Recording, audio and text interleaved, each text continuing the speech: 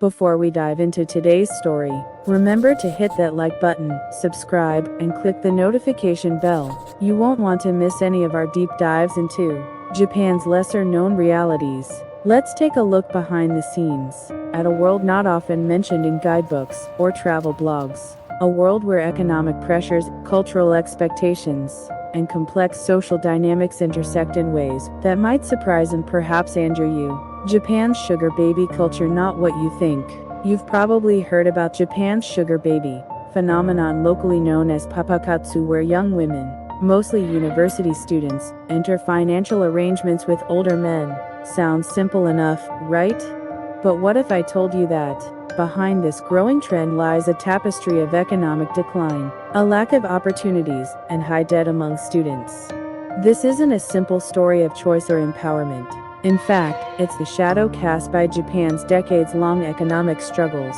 The rise in papakatsu, high achievers, in dire straits. Let's talk about the so-called sugar baby herself. These aren't just individuals from impoverished backgrounds looking for a quick way out. Increasingly, we're talking about highly educated young women from average backgrounds who find themselves grappling with rising costs and little support. Thanks to rising tuition and shrinking opportunities, many students now face a stark choice: take out substantial loans or find alternative means of income. For some, papakatsu seems like an unfortunate but necessary solution. Economic decline, the perfect storm. Japan's economic issues are nothing new. Since the 1990s, Japan has struggled with stagnation, seeing only mild growth at best. In the last decade alone, many middle-class families' purchasing power has diminished, and cities like Tokyo have become unaffordable for students from outlying regions. Then came Abenomics in 2013, a policy designed to stimulate the economy, which inadvertently drove up real estate prices in major cities. So, when students from rural Japan finally make it to a Tokyo university, they find a cost of living so high that scholarships or part-time jobs often aren't enough. For some, the only option is to reach out to older men with disposable income in exchange for financial support. From scholarships to student loans, a gradual crisis. Let's rewind to the early 2000s, when Japan's universities underwent a big shift. Public universities became independent administrative entities, which sounds harmless, but it led to one significant change: tuition doubled over a few years. Today, annual fees for many programs exceed $1 million, around $9,000 USD. Not too crazy if you're a wealthy family, but for the average household, this is a huge burden. And this isn't even accounting for the additional expenses of living in cities like Tokyo or Osaka, which drives more students to consider papakatsu as an answer to financial stress. The high cost, low return reality of graduate studies. Now, let's talk about a term you might not hear often: the highly educated poor.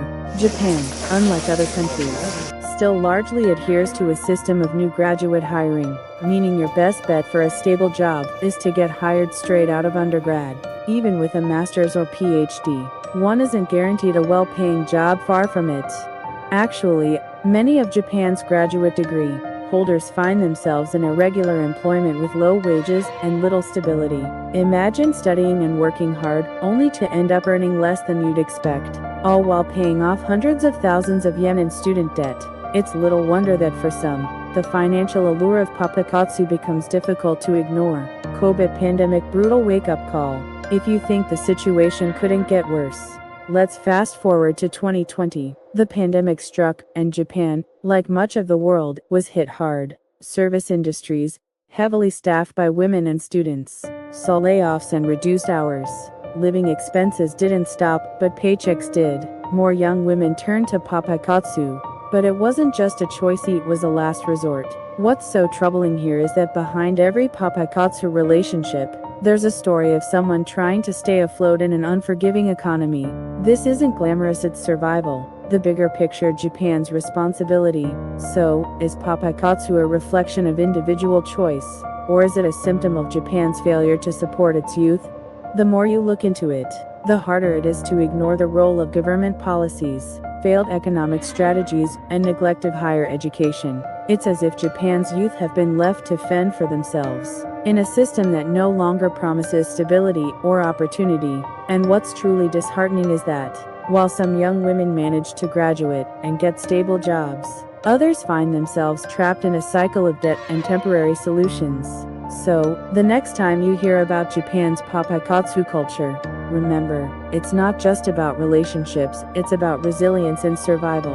And if this story moved you or gave you something to think about, please like, subscribe, and hit the bell icon, so you don't miss our next video. Japan's social reality isn't always a land of cherry blossoms and samurai.